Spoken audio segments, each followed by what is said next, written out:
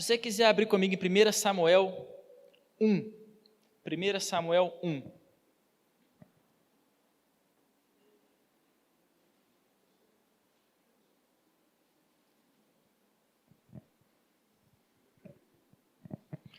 Primeira Samuel 1, versículo 9. 9 a 18.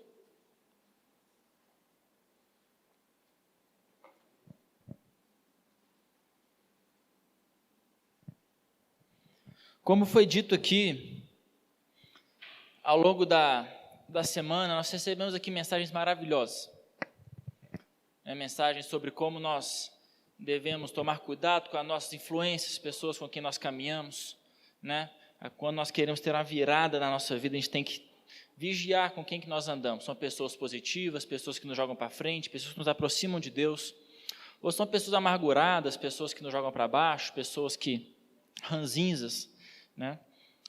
Nós também ouvimos aqui a mensagem do pastor Mário falando sobre como que Deus trabalha em processos, como que Deus é um Deus do imprevisível, como que Deus pode fazer as coisas fora do padrão, fora do que nós esperamos.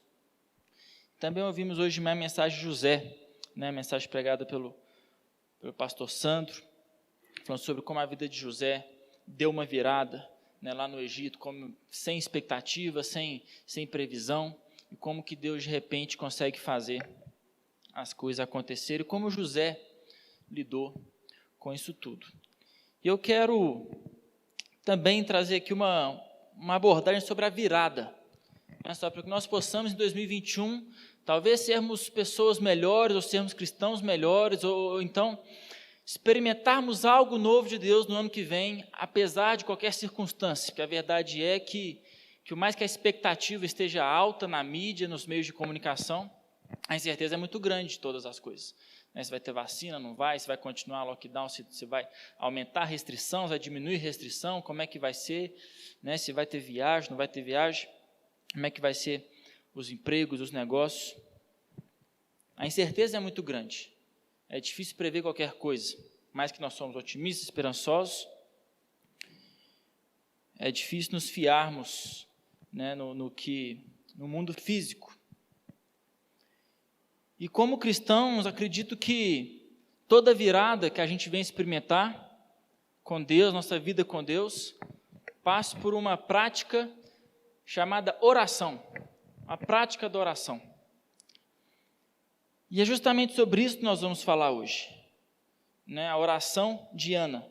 Se a sua Bíblia é dividida em subtítulos, talvez 1 Samuel, versículo 9, seja como a minha, fala assim, a oração e o voto de Ana. Antes que a gente entre no texto, Ana foi a mãe de Samuel. Samuel, primeiro juiz da história de Israel, um dos maiores profetas da história de Israel. Ele ungiu o primeiro rei, Saul, e depois veio a ungir também ungir também Davi, né? Fez a escola de profetas. Então é uma unanimidade na história de Israel, um dos grandes homens, um grande herói da fé, um cara que teve uma grande vida com Deus, de intimidade. E Ana é a mãe dele. Ana, que era casado com Eucana. Eucana tinha 2 esposas e Ana nunca podia dar filhos, nunca tinha filhos. E isso naquela época, muito mais do que hoje, era um estigma social, né? A mulher praticamente ela servia para dar filhos, né? Para prolongar ali a descendência da sua família. Então, o valor da mulher muitas vezes estava atrelado aos filhos que ela tinha, ao quantos filhos que ela tinha, se era homem. E quando Ana, então, não podia dar filhos, era como que ela não tivesse valor para a sociedade, né? Ana, talvez por sorte ou por qualquer coisa que seja, o marido dela, Eucana, era uma pessoa talvez à frente do seu tempo, muito mais compreensivo, né? E falava com Ana, não se preocupa com isso não precisa preocupar não, eu te amo assim mesmo. Ele até fala para ela, não sou melhor do que muitos filhos, eu sou um bom marido, eu te dou presente, eu te amo, apesar de todas as coisas, né? O que não era comum, né? O comum era se a mulher não tivesse filhos, o cara rapidamente deixava ela de lado, maltratava ela, porque o valor dela estava atrelado àquilo. Mas Eucana tinha outra esposa, né? E essa outra esposa dava filhos a ele. Então Ana se sentia muito mal com a situação toda. Depois você pode ler essa história no 1 Samuel. Antes do versículo 9, versículo 1 a 8, conta essa história. Como que Ana se sentia mal com a situação toda e como que ela veio diante de Deus, como ela orou a Deus, né, derramou seu coração ali. E a vida dela, então, deu uma virada, que é o tema do nosso congresso. De falar sobre oração, o poder da oração, o ofício da oração, a arte da oração, que é algo que por vezes nós desvalorizamos ou menosprezamos, porque a oração, você percebe, ela não é uma coisa assim não existe uma pessoa assim, aquela pessoa ora bem, não é uma coisa, né, que tem técnica de oração, não tem, né, por mais que existem cursos de orações, não é um curso sobre técnica de como orar, ou a pessoa ora bem, ou a pessoa ora mal. Né? A oração é algo que eu acho que por vezes a gente desvaloriza ela justamente por ela ser extremamente simples. Por ser algo tão... crianças fazem, adolescentes fazem, quem é um recém-cristão faz tão bem quanto quem é cristão há muito tempo. Oração nada mais é do que você conversar com Deus. E ao contrário de outras práticas da igreja, como louvor, como a palavra, como liderar células, como fazer encontros, quer que seja, que você pode desenvolver técnicas, você pode, né, ser um bom cantor, você pode ser o melhor cantor, o melhor guitarrista, pode ser um excelente pregador, com muitas técnicas de oratória e homilética, né, exegese. Então, você estuda, você se prepara, você vira então um grande músico, um grande líder de louvor, um grande pregador, um grande líder de alguma coisa. A oração não exige nada disso. Na oração não exige nenhuma artimanha ou não há receita de bolo, nenhum passo a passo, não existe um passo a passo para você ser um grande orador no sentido de oração. De forma que todo o nosso esforço intelectual e físico é posto de lado. Independente de quão inteligente você é ou quão menos provido de inteligência você seja, a oração é igual para os dois. Oração, você pode ser um grande orador, com grandes palavras e um vocabulário riquíssimo. E você pode orar do lado de uma pessoa simples, que às vezes não tem o primário. E a oração, para Deus, as duas são iguais. Então, a oração é algo extremamente simples. E por ser algo extremamente simples, às vezes se torna algo desvalorizado. E pode ser algo, inclusive, simplório. E o simples é diferente do simplório. O simples é aquilo que não demanda muito. Então, a reunião de oração, ao contrário de um congresso, que a gente quer fazer algo bacana, que, né, traz banda de fora, traz preletores de fora, tem um tema, né, e tem lugares que fazem camisas e fazem kits, né, o congresso, para ser... Uma reunião de oração não precisa de nada. Precisa só de boa vontade. Precisa de 2, 3 pessoas e vão lá e oram. Não precisa nem de microfone, não precisa nem de lanche, não precisa nem de nada. Uma vez eu participei de uma reunião de oração na França, quando eu e minha esposa morávamos na Europa, que os pastores marcaram na casa deles às 20 horas. E o povo ia chegando então ali para a oração, e todo mundo em pé, e a oração aconteceu ali, não teve uma introdução, não teve um lanche, não teve um bate-papo, a pessoa já chegava orando, não teve nenhum preâmbulo, que a gente no Brasil gosta disso, né? Gosta que eu acho que é vantajoso, acho que é uma virtude nossa, a gente conversa, a gente bate papo, na hora de despedir dá 5, 6 tchau, dá um tchau aqui, dá um tchau ali, dá um tchau ali, dá um tchau até a porta do carro. Lá não tem essas coisas. Mas não precisou de nada, não tinha banda, não tinha música, não tinha nem água, não foi servido, o povo nem sentou no sofá. Pode ser que seja um pouco grosseiro, mas o que eu estou querendo dizer é, não precisa de estrutura alguma para a reunião de oração acontecer, por isso é simples.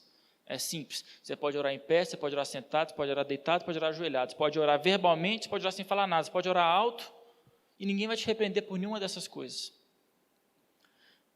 Oração é simples. Ao contrário do simplório, por ser simples, nós por vezes podemos confundir com o simplório. O que é o simplório? O simplório é feito de qualquer jeito. Simplório é você fazer as coisas de qualquer jeito, é chegar aqui e não ter cadeira no lugar, é chegar aqui o som está desregulado, é chegar aqui, né, o ar está desligado, está todo mundo com calor, é chegar aqui não tem ninguém para te receber, está tudo apagado, tudo sujo. Isso é o simplório. O simples é o café com pão de queijo, o simplório é você chegar, ter um pão de queijo mordido para você. De qualquer jeito está bom.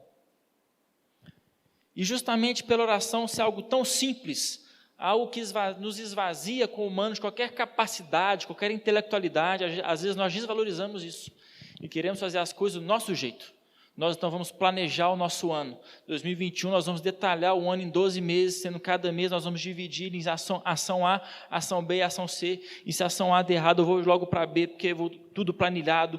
A minha expectativa de orçamento é essa, e eu vou viajar para tal lugar, para encontrar com tal pessoa. E vou detalhar tudo, vou planilhar tudo, e vou estudar isso, vou ficar bom naquilo outro. E vou fazer as coisas acontecerem, e Deus vai me abençoar e vai fazer a virada na minha vida. Porque eu me planejei, eu estudei, me capacitei para isso. E se você tem essa capacidade, porque eu não tenho, eu sou péssimo de planilha, te encorajo a fazê-lo. Mas, no entanto, quero trazer para a gente a realidade da oração nisso tudo.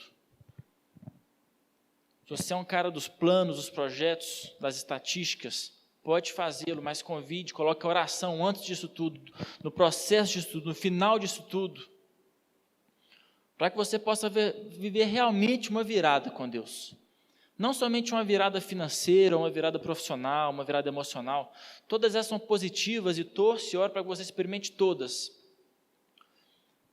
Mas se no final do ano 2021, você e eu também poder falar, nada do que eu planejei aconteceu, mas eu cresci em Deus, eu oro mais, eu tenho uma vida de oração mais ativa, eu sou mais íntimo de Deus, eu experimentei intimidade com Deus, eu consigo fechar a porta do meu quarto e me derramar diante de Deus, porque eu desenvolvi essa disciplina espiritual, é isso que a oração é chamada, disciplina espiritual. Então eu creio que você vai ter vivido uma virada, independente se você cresceu na empresa ou não, independente se você está mais feliz ou não, todas essas coisas vêm e vão. Mas a arte da oração, o ofício da oração, a disciplina espiritual que a oração é, quando você aprende ela, quando você valoriza ela, quando você experimenta ela, independente de qualquer coisa, você então é uma virada, ninguém pode tomar isso de você. Você pode ser preso, você pode ficar em lockdown na sua casa, que a oração é algo simples, você faz na sua casa, você faz no seu quarto, você faz preso no trânsito, você faz tomando banho, você faz na fila do banco. E é isso que nós queremos ver hoje. Antes da gente ler, só queria ler uma frase de um cara chamado Leonard Ravenhill. Ele escreveu um livro que chama Por que Tarda o Pleno Avivamento? Talvez alguns de vocês já tenham lido, é um livro famosérrimo. Caso você não tenha lido, eu te encorajo a ler. Ele é dessa finurinha, 150 páginas, deve custar R$10. Barato, curto, mas muito poderoso. Ele fala justamente sobre oração. Ele fala assim, todo declínio espiritual começa com a negligência da oração. Nenhum coração pode desenvolver-se bem sem muita comunhão íntima com Deus, e não há nada que compensar a falta dela. Todo declínio espiritual começa com a negligência da oração. Nenhum coração pode desenvolver-se tão bem sem muita comunhão com Deus, e não há nada que possa compensar a falta dela. Ou seja, não há vida profissional, não haja vida familiar, não há dinheiro, não há viagem que possa compensar a oração. Não há nem dízimo que compensa a oração. Eu falo dízimo porque eu conheço um amigo meu é assim, talvez esteja até assistindo, eu já falei isso com ele, que ele fala assim, dizimei. A pessoa dizima achando que dizimou, ela limpou a ficha para o mês todo. Às vezes faz um vacilo, eu chamo a atenção dele e falo, não, já dizimei esse mês.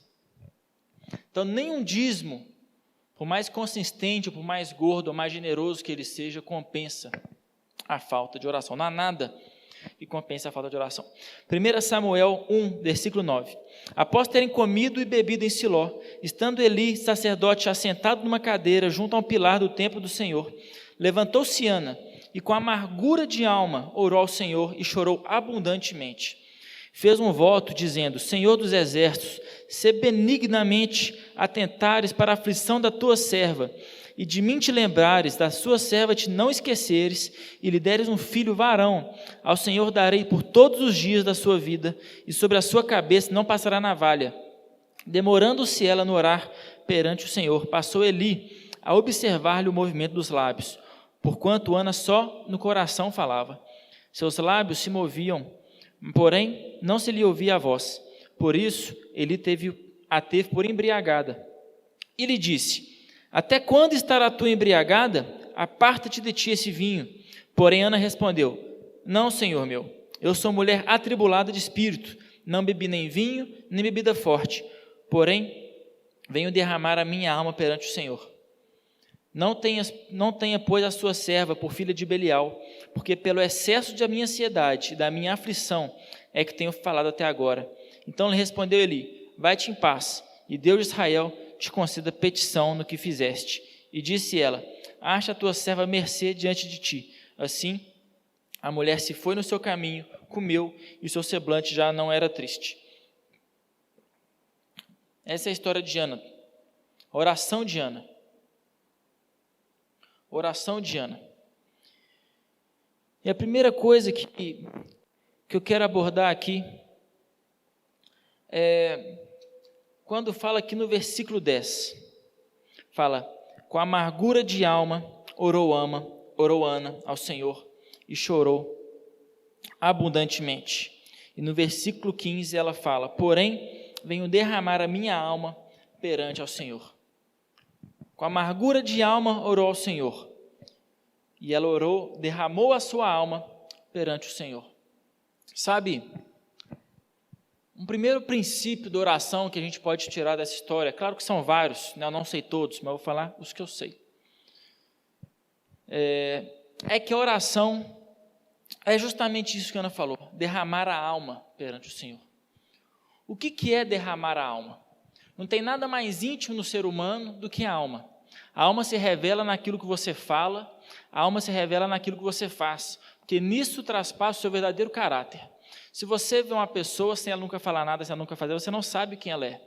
Mas a partir do momento que ela fala, o que ela pensa, o que ela sonha, você começa a descobrir o que ela é, o que tem por dentro dela, o que tem no coração dela, na mente dela. Então você sabe se ela é uma pessoa ambiciosa, se ela é uma pessoa letrada, se ela é uma pessoa que já viajou, se ela é uma pessoa que não, se ela é uma pessoa de família, se ela é uma pessoa mais individualista, para as coisas que ela vai falando, ela vai revelando o coração dela para as pessoas.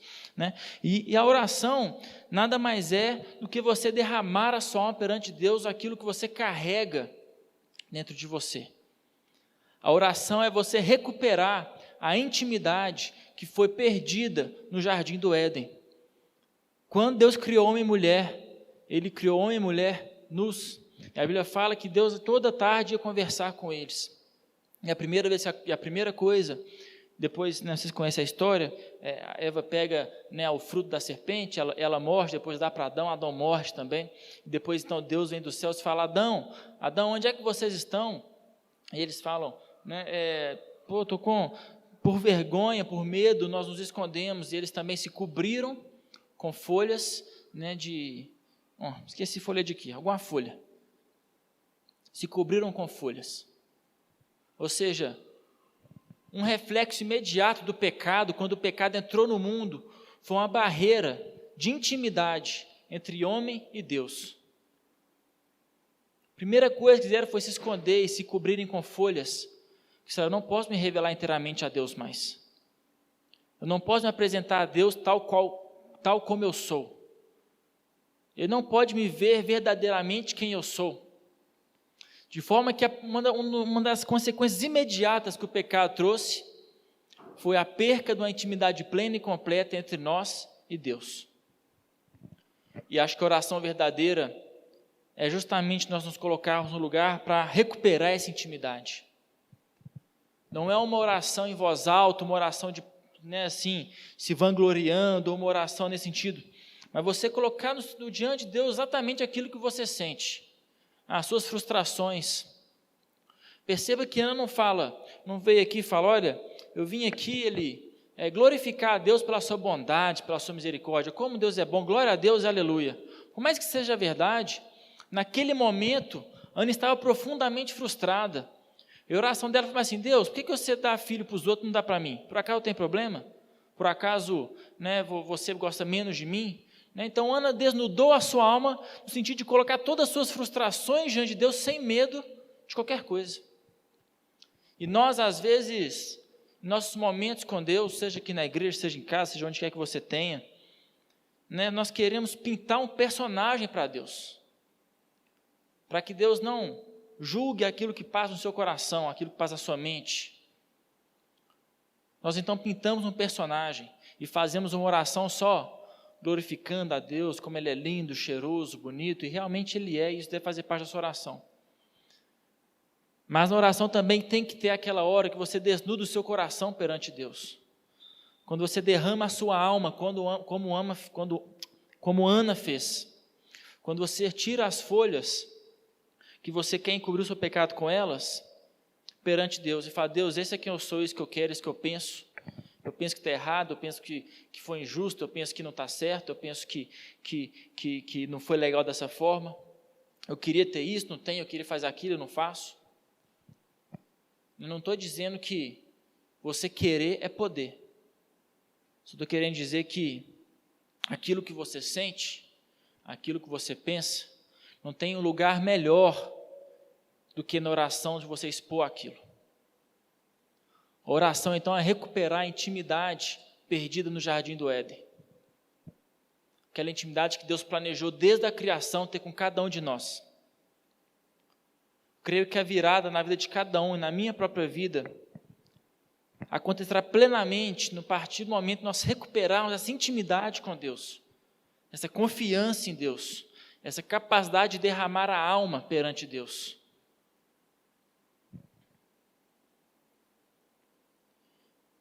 Como Ana fez, com amargura de alma, orou ao Senhor e chorou abundantemente. Não foi uma oração de vitória, não foi uma oração de fogo, mas foi mais um lamento, foi mais uma frustração. Derramou a alma dela perante ao Senhor. Recuperar a intimidade que foi outrora perdida no jardim do Éden. Um segundo princípio que me fala aqui no versículo 12, sobre oração, fala: demorando-se ela no orar perante o Senhor. Demorando-se ela. É claro que, demorando Ana, a gente não sabe o que isso quer dizer. Se Ana ficou orando 1 hora, 2 horas, 3 horas. Tem uns crentes aí, querido, que orar 3 horas é normal. E tem outros que orar 5 minutos já é demais. Então, perceba que o tempo é relativo. Se você vai no McDonald's e o cheeseburger demora meia hora para ficar pronto, demorou, porque é fast food, é rápido. Eu pago, você me dá. Mas se você for num restaurante às vezes mais chique, né, que vem entrada, vem não sei o que, às vezes demora 1 hora e está no tempo. Então, o demorar é relativo. A gente não sabe o que a Bíblia quer dizer quando demorou Ana. Será que ela demorou 1 hora? Será que ela demorou 24 horas? Foi uma semana orando? A gente não sabe, não tem muita noção de tempo cronológico, precisamente falando. Mas quando ele fala que demorou, eu creio que todos nós somos seres de rotina. Então, provavelmente você senta aqui, mais ou menos onde você sempre senta, apesar que agora as cadeiras estão meio bagunçadas, né? Você provavelmente faz a mesma coisa todo dia quando você acorda, seja ligar seu celular, seja tomar um banho, seja passar um café. Você provavelmente sintoniza na mesma rádio quando você vai para o trabalho, pega o mesmo caminho, gosta de usar as mesmas roupas. Todos nós somos seres de rotina, porque a rotina nos traz segurança, nos traz controle. E quando a Bíblia fala assim, demorou-se Ana na sua oração, eu imagino que a Ana rotineiramente, comumente, como hábito, ela orava X tempo, seja 10 minutos, seja 1 hora, seja 2 horas, mas como hábito, ela já tinha ali a sua oração, talvez a sua oração fosse a mesma sempre.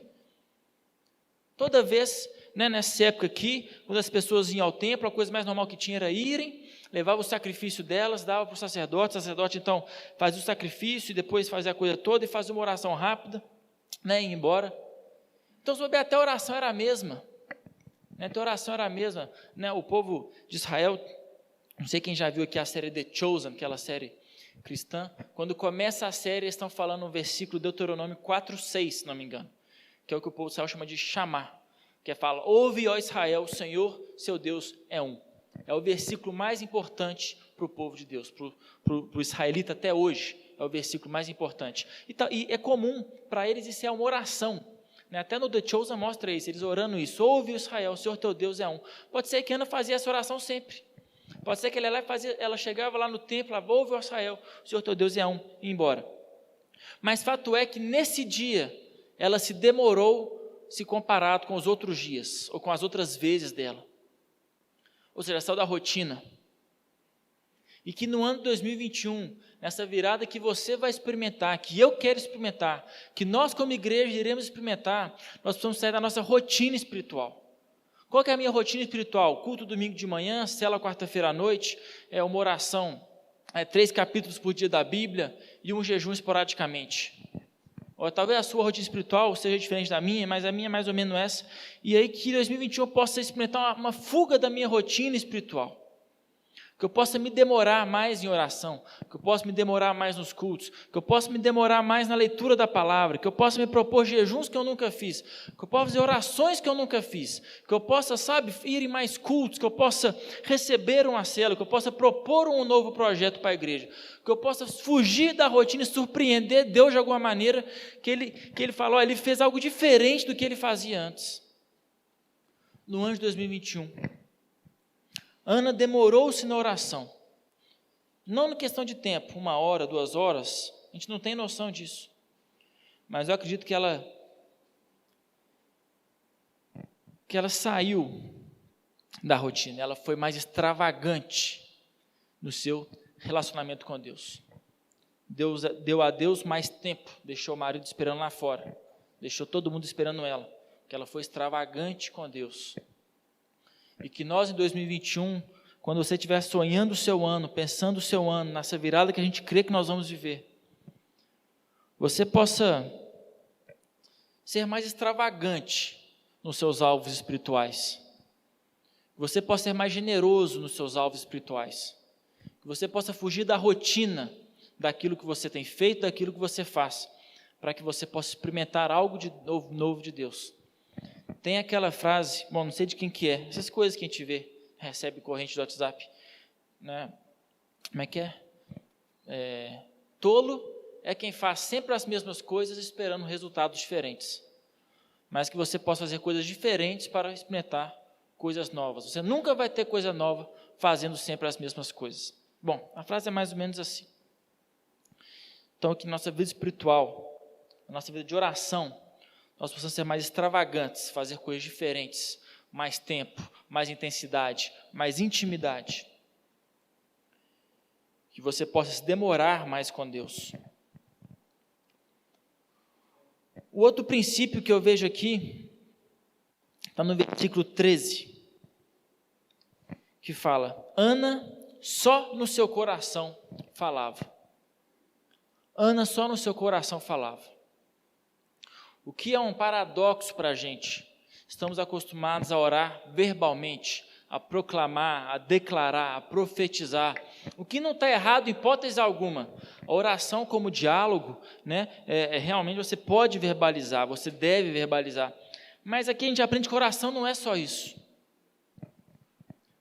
Aliás, tem uma frase que eu também gosto muito de um austríaco, um cara chamado Ludwig, não sei se eu falei certo, mas ele fala, o limite do nosso pensamento é o limite da nossa linguagem.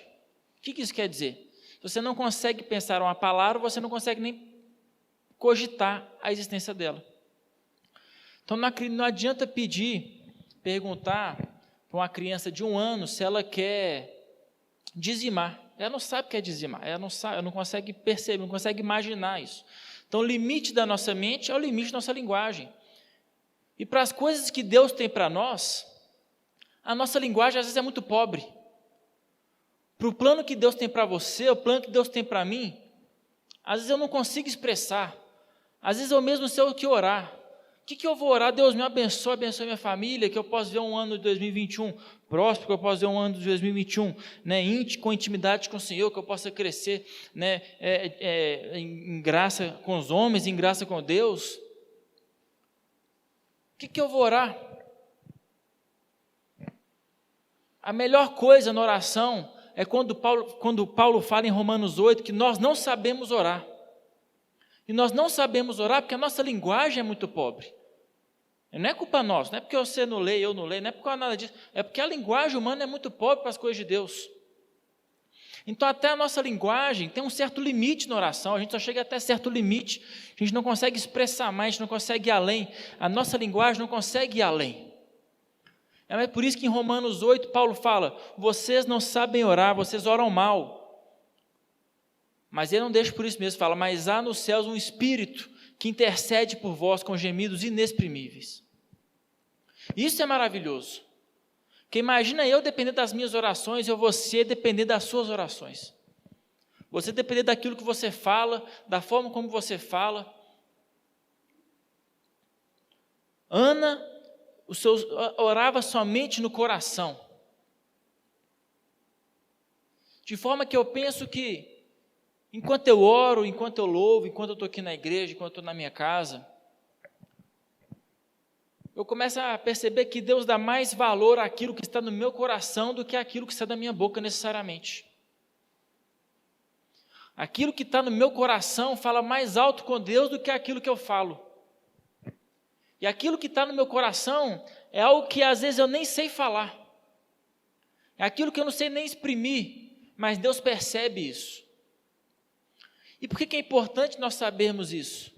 Porque o momento de oração, o momento de intimidade com Deus é onde você tem que estar com o seu coração aberto. É onde você tem que estar com o seu coração, sabe, em posição de humildade. Você tem que estar com o seu coração desnudado perante Deus. Você tem que falar assim, Deus, sabe, eu não sei nem o que orar, mas que o Senhor venha com a sua mão poderosa, seu Espírito, venha ministrar ao meu coração.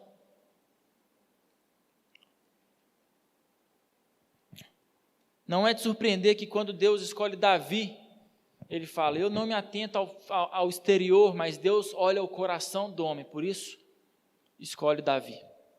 Da mesma forma, no Salmo de 51, 17, fala, Deus não rejeita um coração quebrantado. Deus não rejeita um coração quebrantado. Deus não olha o exterior, mas Deus olha o coração do homem. De forma que as palavras que você fala, nelas tem valor mais para você mesmo do que para o próprio Deus. Deus o tempo inteiro está olhando o seu coração. E que quando você orar, Ele possa encontrar uma linearidade entre aquilo que você fala e aquilo que está no seu coração. Caso contrário, Jesus chama eles de hipócritas. Quando aquilo que você verbaliza não está no seu coração, Deus chama eles de hipócritas. E por isso, então, novamente, é importante na oração a gente recuperar a intimidade, a transparência, a confiança que foi perdida no Jardim do Éden. Que pior que seja a coisa está no seu coração. Que mais feia que ela seja, mais suja que ela seja, perante Deus, você coloque ela. Porque Deus está o tempo inteiro olhando o seu coração. Mais que você não fale nada, mais que você às vezes nem saiba. Ele está o tempo inteiro atentado ao seu coração. Quando você entrar no seu quarto, quando você for orar a Deus, que Ele possa encontrar em você um coração aberto, um solo fértil, um coração generoso, um coração atento, um coração de carne, não de pedra. Estamos encerrando já. No versículo 18, no final da história, fala, e seu semblante já não era mais triste. Seu semblante já não era mais triste. Perceba que nessa história, Ana foi lá para quê? Ela foi lá atribulada, com amargor na alma, porque ela não tinha um filho, não poderia ter filho. Ela foi lá, ela orou a Deus, teve um tempo com Deus, se derramou, chorou e saiu. Hora nenhuma, nós vemos aqui Deus falando para ela que ela ia ter filho. Hora nenhuma nós vemos Deus aqui respondendo a oração dela. Hora nenhuma nós vemos Deus aqui prometendo qualquer coisa. Na verdade, essa é uma passagem que Deus não fala absolutamente nada. Ele fala. Ele fala, que seu desejo se cumpra, mas o próprio Deus não fala. E ele falou isso que é papel do sacerdote falar, né? Deus te abençoe, né? Qualquer pessoa ali falaria isso. Mas o próprio Deus não fala nada, não promete nada a Ana. Não fala, Ana, você vai ser mãe agora. Ana, seu sonho vai se realizar. E sabe, quando você orar, você tem que saber que Deus não necessariamente vai responder a sua oração. Ele não vai falar, olha filho, verdade, eu vou prosperar o seu negócio, eu vou prosperar o seu casamento, vou trazer seu filho para mais perto, eu vou realizar os seus sonhos, eu vou fazer aquela viagem que sempre quis fazer, eu vou fazer ela. Então, isso não quer dizer isso. Ana não saiu de lá feliz, porque Deus respondeu a ela. Na verdade, ela saiu daqui tão insegura quanto ela entrou, ela não sabia. Na cabeça dela até esse momento, ela não sabia que ia ter Samuel. Deus não falou absolutamente nada com ela. Ainda assim, o seu semblante já não era mais triste. Ainda assim, ela começou a se regozijar em Deus, se alegrar em Deus. Porque nesse processo todo, se quando ela entrou lá, ela era uma mulher que ela era sem valor, porque ela não podia ter filho. Ela era uma mulher socialmente rejeitada, porque o seu valor estava nos seus filhos. Ela era uma mulher que as pessoas haviam, né, ela invejava a outra esposa de Elicana, porque ela tinha filhos e ela não. Se quando ela entrou com todo esse amargor, porque eu não sou o suficiente, eu não consigo, eu não posso, né, tem um problema comigo, Deus não me ama, Deus tem alguma coisa, um azar aconteceu comigo. Ela entrou com esse amargor de alma. Quando ela sai, ela já não era mais triste, porque ela percebeu que a suficiência dela estava em Deus, apesar de qualquer coisa. Ela não saberia se Samuel viria ou não. Não houve essa promessa para ela. Mas enquanto ela esteve em oração, ela percebeu que o valor dela não estava nas coisas, que o valor dela não estava nas conquistas, que o valor dela não estava nas expectativas que estavam sobre ela, mas que o valor dela estava unicamente em Deus. Tendo ela filho ou não, sendo ela boa esposa ou não. Quando nós entramos em oração, quando nós desenvolvemos uma vida de oração, nós começamos a valorizar mais Deus em nossa vida, a perspectiva de Deus sobre nós em nossa vida, o que Deus tem por nós em nossa vida, o amor de Deus por nós em nossa vida. E quando nós nos afastamos da oração, nós começamos automaticamente o contrário. Nós queremos, né, agradar os outros, nós queremos prosperar ali, nós nos frustramos com as coisas dão erradas aqui. Mas quando nosso coração descansa em Deus, no lugar secreto, da intimidade com o Senhor, apesar de toda e qualquer circunstância, por mais contrária que ela seja, como cristãos, nós estamos em paz, estamos não mais tristes, com o semblante transformado, porque nós sabemos que Deus é Deus, sabemos que Deus continua sendo Deus, sabemos que Deus nos ama, sabemos que Ele morreu por nós, sabemos que um dia Ele vai voltar e sabemos que um dia nós vamos morar com Ele, e que todo o resto é passageiro. Seu negócio é passageiro. Seu sonho é passageiro, coronavírus é passageiro, vai vir vacina e depois vai vir outra doença e vai ser passageira também. Mas o amor de Deus por nós, não há anjos, não há demônios, não há força e não há morte que nos separa dele. E essa revelação nós vamos tendo à medida que nós crescemos em intimidade com Deus, e essa intimidade se dá principalmente por meio da oração. A gente vai encerrar já, se você quiser se colocar de pé, se a banda quiser subir também. Tem só mais um versículo que eu quero ler aqui, também na história, também em 1 Samuel. 1 Samuel 3, 1, fala: o jovem Samuel servia ao Senhor. Samuel já tinha nascido, Ana já tinha engravidado, já tinha dado Samuel. O jovem Samuel servia ao Senhor perante ele naqueles dias. Serviu ao Senhor perante ele. Naqueles dias, a palavra do Senhor era muito rara e as visões não eram frequentes. Naqueles dias, a voz do Senhor era muito rara e as visões não eram frequentes. E é claro que, quando a Bíblia fala naqueles dias, também engloba os dias de Ana. Alguns anos antes, quando ela orou, engloba esses dias também. Quando Ana orou ao Senhor, a voz dele era muito rara e as visões não eram frequentes. De forma que Ana, não somente ela, mas as pessoas com quem ela convivia, podiam falar assim: olha, Ana, você orar a Deus é perca de tempo, porque faz muito tempo que não fala nada com ninguém. Faz muito tempo que ninguém vê nada da parte de Deus. Faz muito tempo que Deus não opera entre nós. E talvez você tenha o mesmo pensamento. Faz muito tempo que Deus não fala comigo. Faz muito tempo que Deus não faz um favor para mim. Faz muito tempo que eu não vivo algo de Deus. Faz muito tempo que eu não experimento o mover de Deus. Isso não foi fator limitante para Ana. As pessoas sabiam disso, está na Bíblia. Era senso comum. Naqueles dias, Deus falava pouco mesmo.